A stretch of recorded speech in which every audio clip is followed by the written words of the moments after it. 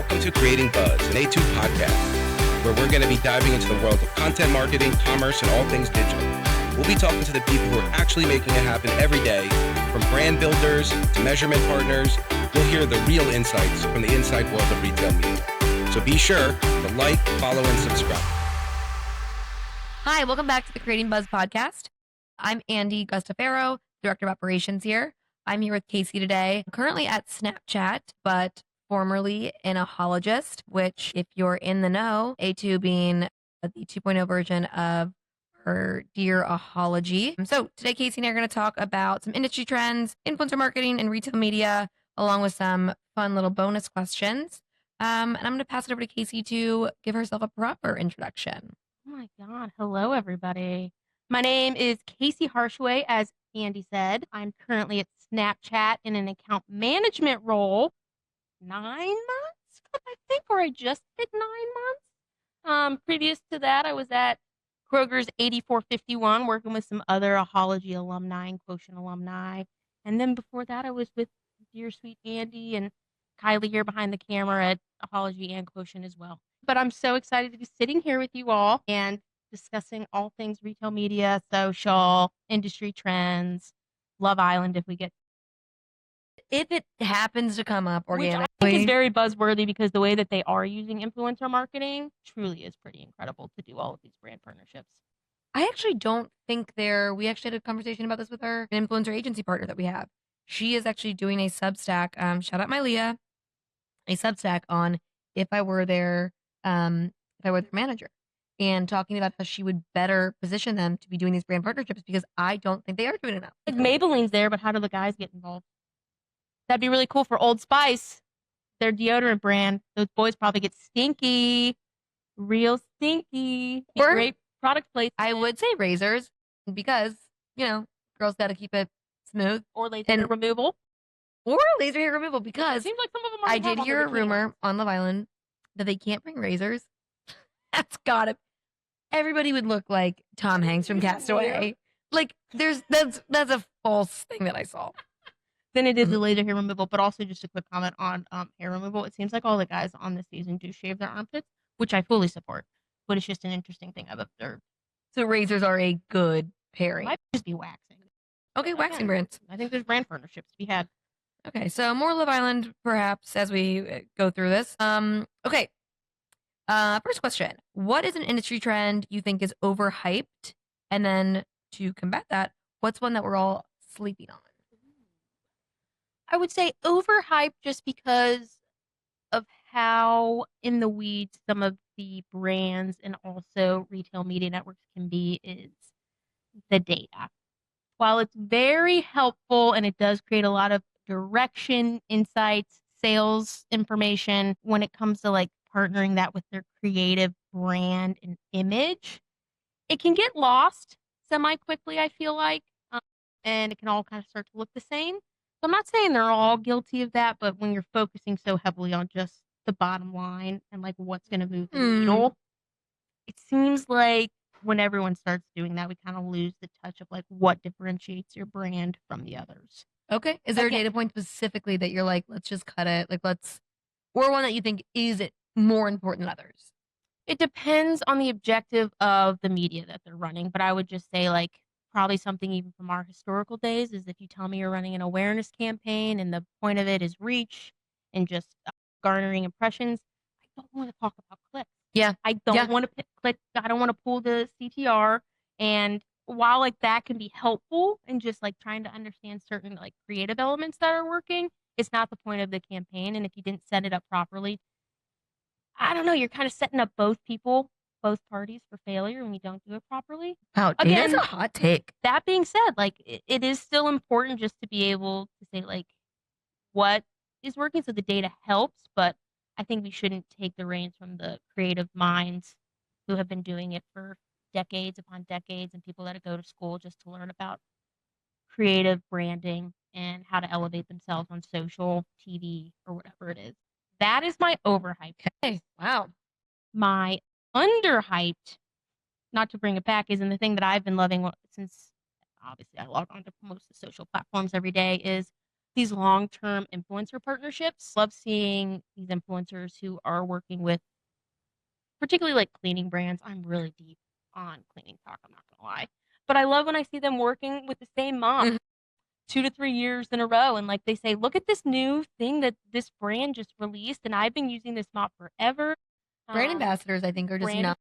I ambassadors. don't think it's utilized enough, or when I've seen it used, it feels very tacky and in your face, and it's something we do try to pitch as a way to, I mean, obviously re-engage clients because that's, part of the business, but it becomes way more authentic as they become more familiar with this brand versus some of these pages where they're just hawking products Yes.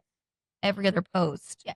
How are you going to believe anything they're Or I trying to also love pitch it to when you? they utilize the product before even And having the I know, partnership and then with someone them. reaches out to them. That's always sweet. And then they keep up with partnership. I think there was it was a house cleaning lady who did a partnership with Scrub Daddy. I cannot remember. Vanessa, maybe?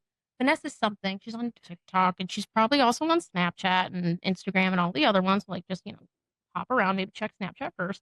But she's like now the creative office, like one of the creative officers for Scrub Daddy. So I was like, this is awesome. And let me What? tell you something. I love Scrub Daddy. Like she keeps, Love and this Scrub is where Daddy. it's like going back to like there is obviously like data and how people are interacting with like content, but like those authentic relationships where you see somebody obviously who went from making like probably a perfectly fine wage to now being an influencer who makes 6 figures, maybe close to 7 figures now, but is still utilizing these products that we keep in our common households. And then now is working for that company to bring her own advantages being a house cleaner. I love those stories. I love those stories. That's wholesome. I know. So I want more of that. And I'm not saying that's going to work for every single brand, but I think the ones that are thoughtfully thinking about who they want to work with is it's a big advantage. Wow. Those are my underhyped, overhyped. Okay. Okay, we kind of hit on this, but feel free to expand on it. I didn't even look at my second bullet point. I just was loose in the conversation. But what's one metric that does not matter as much as people think it should? Vanity metrics. We've discussed. Just kidding. This went back to our Harchaoui days. So it was genuinely, again, I think it's evolved so much in the last, well, it's been 7 years since we were a Harchaoui 1.0, but like influencer marketing was like obviously getting its first start. But the vanity metrics, when it does come to these campaigns that they are setting up as awareness or reach campaigns, when we're like so focused in on like engagement rate, again, that kind of gets like lost in the translation of how you're reaching those people. And I think looking more so at just general frequency, looking at your unique reach, all of those things I think are really, really important if that's your goal. So for like these big CPG brands that you can find at Kroger, Target, Costco, wherever, I think that is where like the vanity metrics, they need to be careful about what they're observing Yeah. at that front. And just like trying to find the proper tone of just reaching those people and reminding them like, hey, you really do like Scrub Daddy. Like reminder that like it's available here at this store. And then it doesn't necessarily need to be a conversion because are they actually buying it online? Are they going in store? Like those numbers can get lost super, super easily. And then not to keep going back on it, but that's where measurement can also get super convoluted is depending on the measurement partner that they use, who actually gets the sale. Is it going to be Instagram?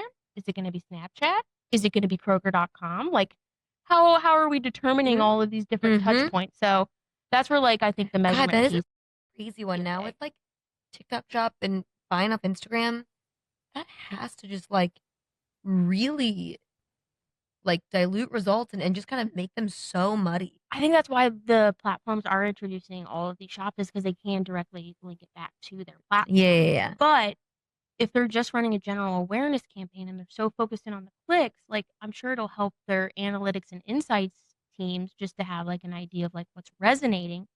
But again, they shouldn't be the ones like always dictating the creative angle and also being mindful of like what they're sharing as the priorities to the platforms on what's working. So I'm not saying vanity metrics aren't important. It's just it needs to be used properly. I get it.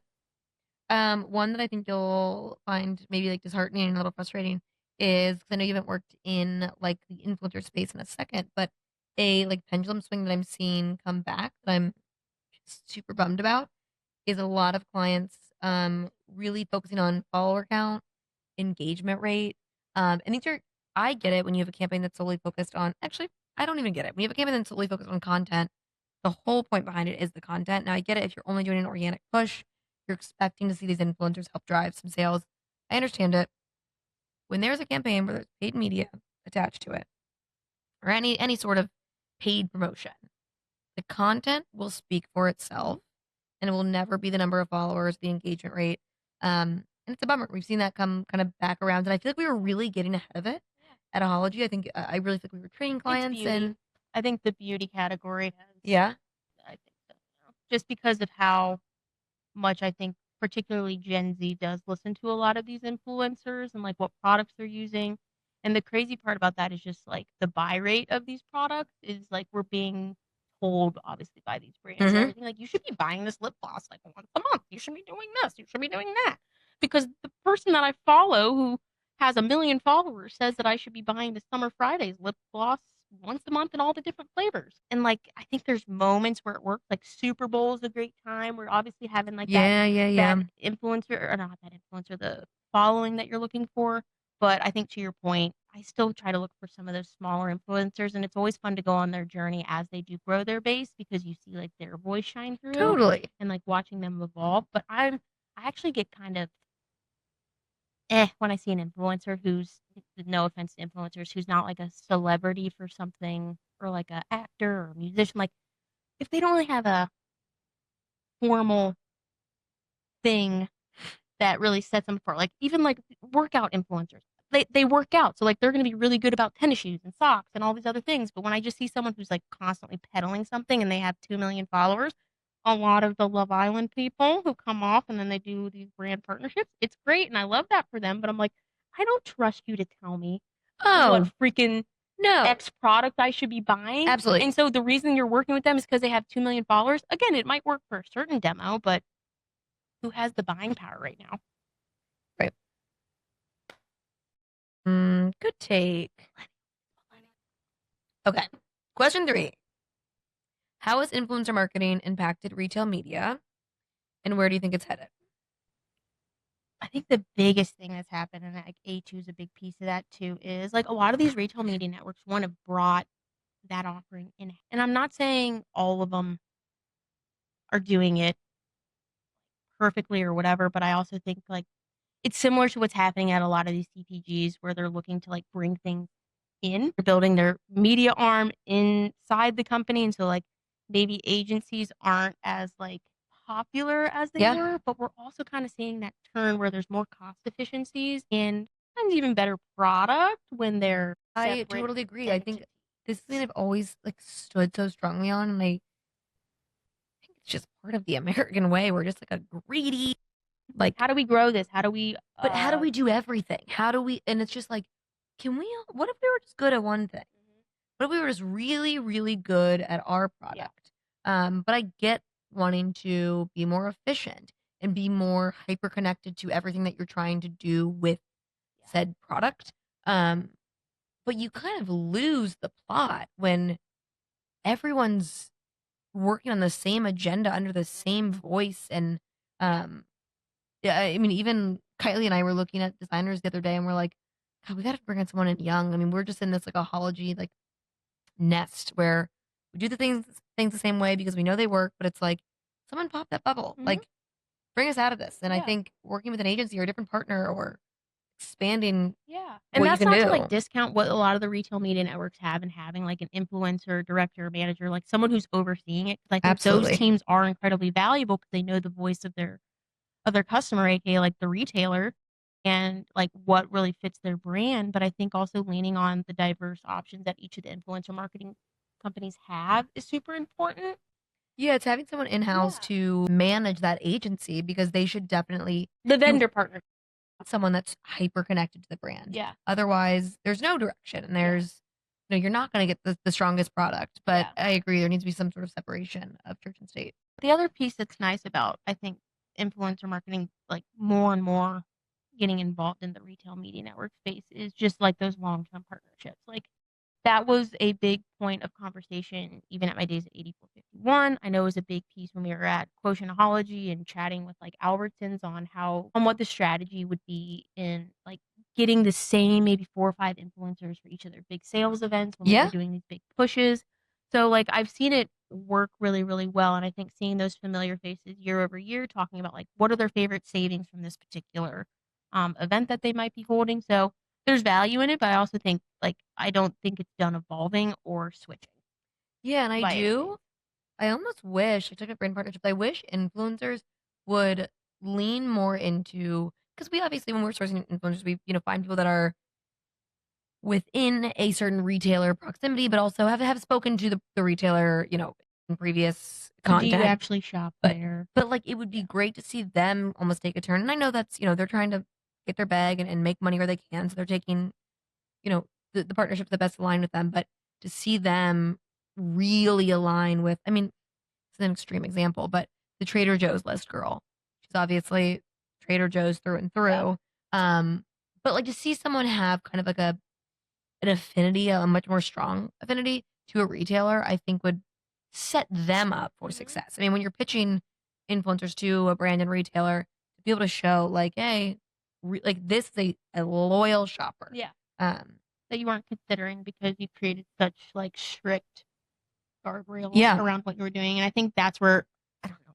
My recommendation to probably a lot of the retail media networks and like their influencer teams is like you got to keep expanding it because as Gen Z gets older, they're like the next generation of big grocery buyers and just shopping at Target, looking at getting Costco memberships, all this sort of thing. So I know that they're probably always introducing like approved partners that they can be working with on the content creator side, but I think that's where like the diversity really helps. And you guys are always on the lookout. You're always bringing people on to your network and understanding like where their niche is. Okay. Okay. Very interesting. What have you seen so far in 2025 with how brands are spending? So obviously within this year we've seen things like inflation, tariffs. But like how are you seeing how brands are kind of either pulling back or reinvesting their dollars maybe differently, or maybe there hasn't been a change? Respectfully, it still is like them looking very heavily at the bottom line, like revenue. Yes, I think due to the macroeconomics, other things that are beyond the control of like the average U.S. citizen that like we can't the CPGs I think are hyper aware of just how quickly people are not spending on certain categories or certain things. I would say that's probably impacting probably all the social media platforms. Have you seen like, I think this is an interesting like thing to think about. So obviously brands know that their cost may be impacted by things that are going on, but I'm wondering if that encourages them to be like, okay, well, we need to hyper invest in social to reach as many consumers as possible to drive our sales, or are you seeing a pullback? It just depends, I think, on the brand and category is involved in. What we're seeing, particularly, at least in my case at Snapchat, is like we have such, not to brag, such efficient CPMs, a really, really great unique reach when it comes to like millennial Gen Z, but also like Gen X and even boomers. Like there's a very diverse portfolio of audiences that they can reach, and it's not like they have to pay the same cost as TV or like non-skippable commercials. So like that is a huge advantage. I think something that can get in the way, and like we understand it, is like a lot of these TV buys happen like 9 months to a year in advance. They can't go around just like canceling those buys. So and social can act a lot more quickly. It can act a lot more quickly. It can also be one of the first places that they decide to cut, which I think everyone like retail media networks, I know for sure also feel that just because like they have to protect their brand. They will obviously see through any sort of like commitments they make. But I mean, yeah, I think Snapchat is also positioned in a place where like we do have the audience, but we're also really considered the underdog. Like if you ever look at any sort of survey of like which social media platforms are you constantly using, they always have like YouTube, and then they have Instagram, Facebook, and then TikTok, and like if there's the option for other, and I'm always like, you're telling me you're not putting Snapchat in there? That does kind of like baffle me a little bit, but that's kind of like where we win is Gen Z is huge on the platform, but also like 88% of the users are opening it up day over day, so it's a great chance for them, I think, to efficiently reach them on an awareness basis. But obviously, like, direct response and even traffic campaigns are really great, and just kind of keeping in front of We them. see really, really great response for traffic campaigns. That's like one of the first ones we push for anything that like is conversion driving. Yeah. And then, like, the other nice part about this that I think they're creating more conveniences for these people who maybe are holding back, but, like, the point is get them to click on the traffic campaigns, Mhm. drive them to either that direct retailer site or something like a Micmac or Smart Commerce where they have the option to buy from, like, a Target, a Kroger, Walmart, wherever, and then they have that login already set, so they just buy the product. So those conveniences are there. Again, though, I don't think we're at a point where it's just gonna, like, continue to jump back up. I think they're gonna still kind of remain a lot of the brands and the CPGs are gonna remain more cautious in how they spend and where they Yeah. spend, and that's where the measurement piece, I think, comes in big time, and trusting your vendor partners, aka someone like me, and also my, sales partner, Nicole, and just saying, like, "Here's how you should be setting up your campaigns." Mhm. Because, like, we wanna look good, we wanna make sure this is successful for you, and we wanna partner with you all to make sure it's hitting all of the goals that you're trying to hit, but we also have to be mindful of, like, how they're setting it up to make sure that those CPMs or those CPCs are flattering too. Mhm. Otherwise, that's where we risk, like, how are we balancing that with the ROAS and the ROI? Phew. Good way I of liked it saying though. That was that. good. Love that there's tariffs. I don't love that there's all of these things happening because I've been pulling back my spending. Sorry, Target, you were the first thing I cut for a couple reasons, but, like, yeah, but I still am also on the social media platforms, and I think keeping that awareness and knowing, like, buy rates for certain products, you need to keep live. You need to keep the momentum because there will be a buying season. There will be a time where your brand or your product is gonna matter to individuals. Yeah, and I'm so interested to see if we see like for example, and I'm trying to remember, and I've read like a few things about it, but like during COVID, for example, like there was a huge pullback like quickly, because no one knew the outcome of what was going to happen. But you did see an increase of like um kind of like non-necessary, like things to make you feel good. And so I am curious to see, you know, do we see a reduction of buying certain CPG things, but more so in the way of like oatmeal for things that are you need that are substantial and Yeah, whatever, and an uptick of splurge items or specialty yeah, items that you're just like, whatever, this is gonna like make me feel yeah. better. And I think it's more of that, just also depending on the generation or depending yeah. on, um, demographics, that will play a part Hmm. sometimes in it, but I think that's a really fair point is I don't know, I think that's what happened is COVID made a lot of these CPGs and these brands a lot of money. It also made the RMNs a lot of money because people were grocery shopping because that was one thing in their routine that Hmm. they could do, they could always get done. They had choices. Costs were, for the most part, Yeah. but then I'd say somewhere between, like, 23 between 22, 23, and even going into 24, I mean, that was a big point is just how heavily inflation was hitting, like, these products that we were commonly buying. I get upset now because I love Pringles. Do you know what a can of Pringles costs? $3.99. It's, like, something between, like, $3 and What $4 were depending they? on the size.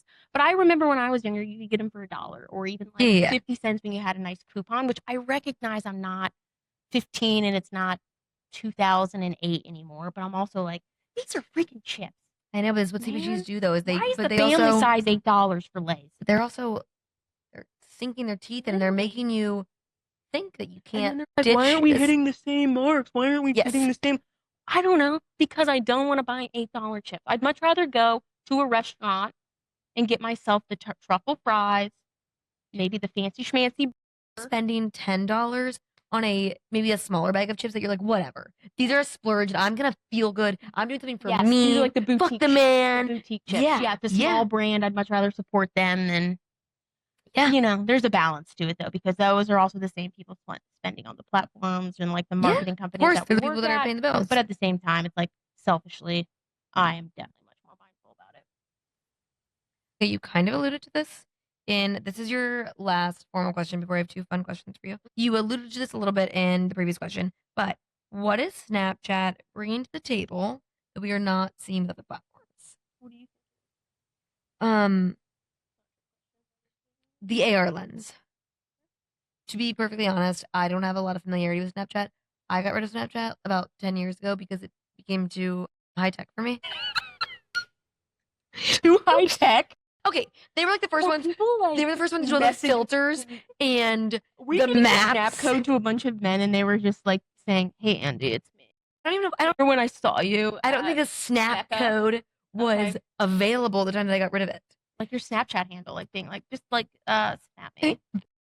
I hope that I never used those words, but I'm sure I did. Maybe you did. The snap map the kids did. too advanced for me.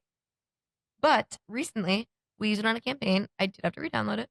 And we did an AR lens, and it was not privy to doing that when I was at a Hology or Quotient. Mhm.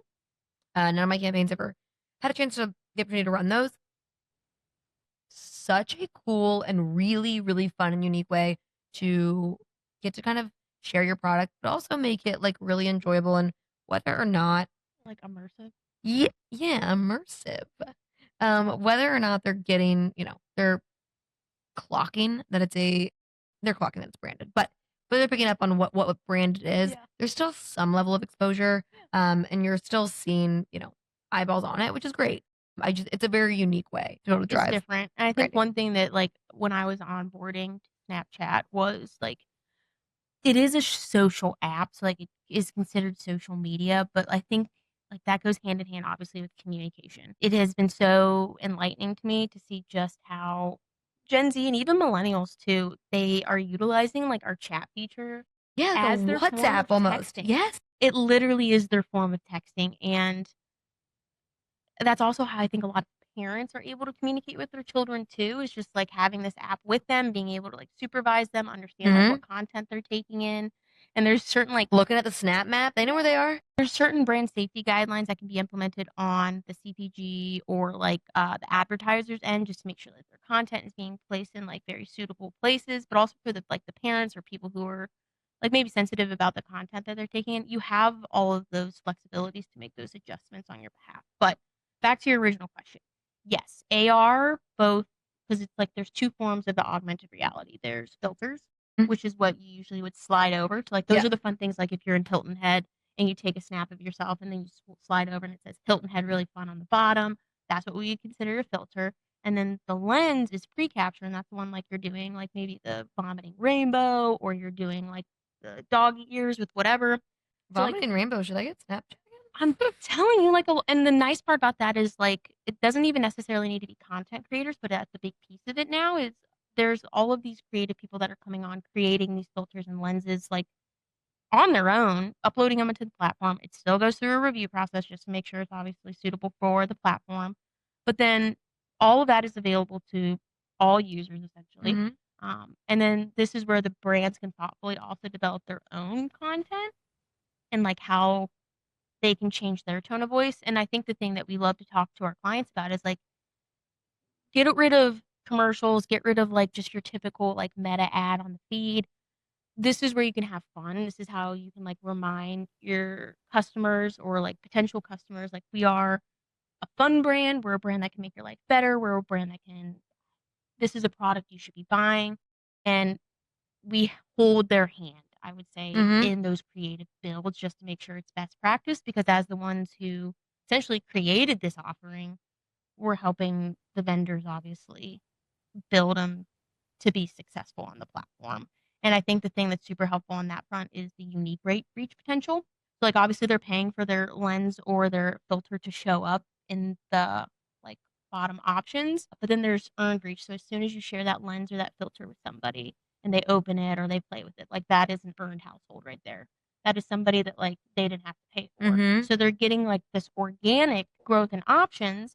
And then it could be that we could target them maybe in a later campaign, just if they're looking at certain shopper habits or just certain demos. So I'd say that's the place that we're doing it. But like back to my point on chat, since that's where it's not where the app opens to. It opens up to your camera, so the first thing you see is always your face. But for certain users, like obviously they're immediately opening their chat just to see if it snap them. But we recently rolled out sponsored snaps, which I'm sure if anyone's seen it, it's gone through its nice like learning phase, which is the brand sends a snap to you, you click it, you're able to view the creative content, and then there's usually some sort of CTA for them to go into it. I think it's working really well, again, from a unique reach standpoint. Mhm. Just kind of seeing that brand, like just seeing Tide as soon as you open it and being able to click on it. And maybe you only look at it for 2 or 3 seconds. And then if you don't click on it, again, if it's an awareness campaign, no biggie. You've been exposed to this product. We can consider that an impression in a reach household. But then there's other campaigns like Pharmacy Beauty who do these like direct response campaigns where they're kind of like selling directly to you, like their moisturizer or their face wash. Those are brands that I think certain users, like as soon as they see that ad, they see that maybe there's a sale going on, shop now. Like that is a perfect example of saying like, I can get my moisturizer for 50% off. Great. I'm so glad. Okay, so brands can basically, if say whatever, someone's engaged with pharmacy in another way on Snap, they can then target them through these direct DMs. Essentially, yeah. In some capacity, yeah. Like mean, they can't like, just say this one user because obviously that goes through other legal things, but like they become a part of like a smaller, it's a maybe retargeting target group, subset. right? Yeah. I mean that's not dissimilar to getting an email from. I mean, I just got one the other day from a boutique that I've shopped at a couple times. Like, hey, we miss you. Yeah. Here's 20% off. Yeah. Yeah. Same as like the text messages. It's very similar to that, but it's also, I think, catching the users where they are most often in the chat. Because like depending on how you're interacting with it, I'd say I'm in the chat, obviously just opening up my own snap that I receive just because of all the different groups I'm a part of. And that's like a normal place. But then there's other users who like to bring it back to like content creators. Snapchat's like we call them Snap Stars.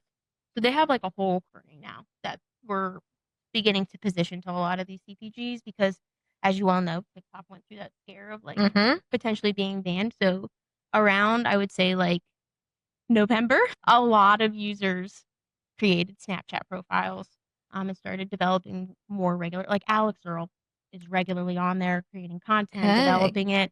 And not to say that you can't partner with an Alex Earl, but like she's not the obviously the most common one because maybe she's not always the most attainable depending on budgets, but like there are like smaller content creators who are regularly doing like Get Ready With Me. They're doing very similar content to maybe what you find on other platforms, but they're making it much more Snap specific because like when you think about it, I've heard that like people are well, in terms of content creators, people that I will follow on Instagram, they're like, oh, follow me on Snapchat. I'm way more fun. You know, like I think there's an authentic voice there. It's way less filtered. Well, and Snapchat, I mean, its origin is a disappearing video or image, and so I think that it has that like kind of lore still. So like you think of it as this like very safe space. Like I can be me there. I can share things. You're not sharing it with all 500-600 of your followers. Yeah, I mean you can if you want to, depending on like your story or other certain content. But it's fun to be able to create these little like sub.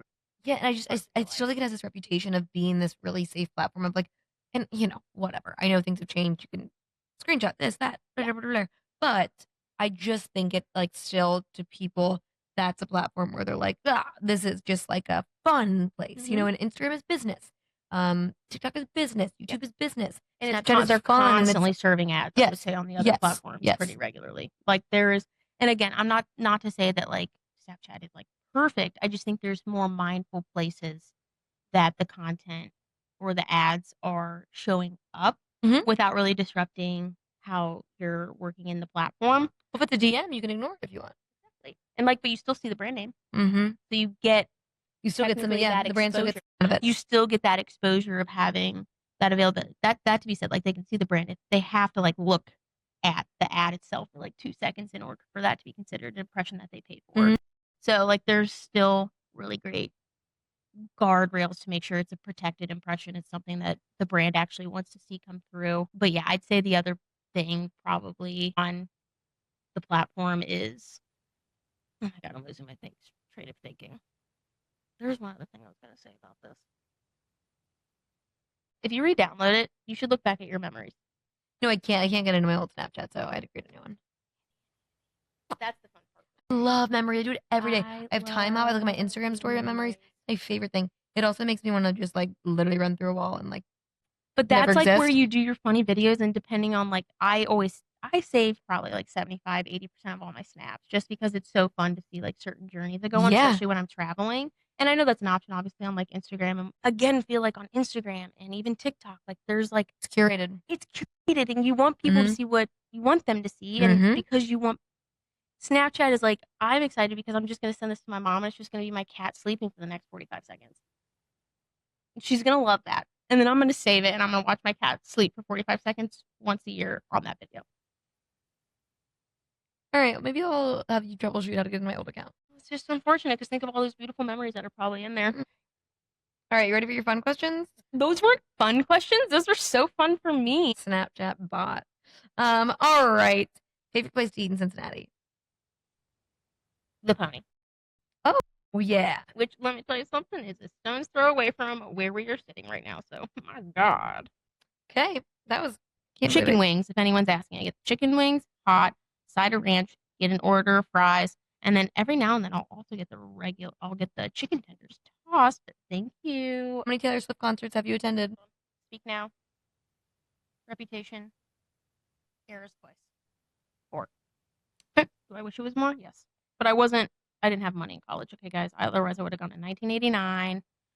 I would have gone to Fearless if my mother really supported me in my love of Taylor Swift. All right, last one. What's your favorite thing about like the Cincy concert scene in general? It's actually super frustrating when I heard they were announcing more concerts at Paycor. And last year was like Luke Combs, which I'm happy for all the people that are Luke Combs fans. Sorry, I wanted Kendrick and SZA to come to Cincinnati so bad. I don't. Do you know where they would have been? They would have been at US Bank. No, I want them at Paycor. They could have absolutely sold out Paycor. And Joe Burrow probably would have been there. And I don't really care. Joe Burrow, you're fine. You're chill. Joe Burrow, when you listen to this, when you listen to this, have you been to a concert at the Red Stadium? No. Okay. So say you just buy the seats that you're like, all right, I'm just not going to spend $600 on seats. Okay, so spend $60. The very, very, very, very, very top of the stadium, you can't hear shit.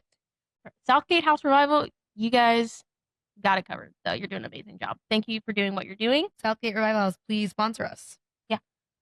And also invite us maybe to some of your shows. I can snap a bunch of things. Any parting words, thoughts? Everybody, just if you haven't downloaded Snapchat or if you downloaded it and deleted it like Andy, I encourage you to come back on the platform. I swear it's super cool. We're the underdog, but also like we're the kind, creative, fun app. That's actually our values at the company. That was part of the reason I really loved it, is kind and creative were 2 of like the core values. It's incredible. I don't know. We'll have them on next. That's it for me though. Thank you, Andy. Thanks everyone. Thanks for listening.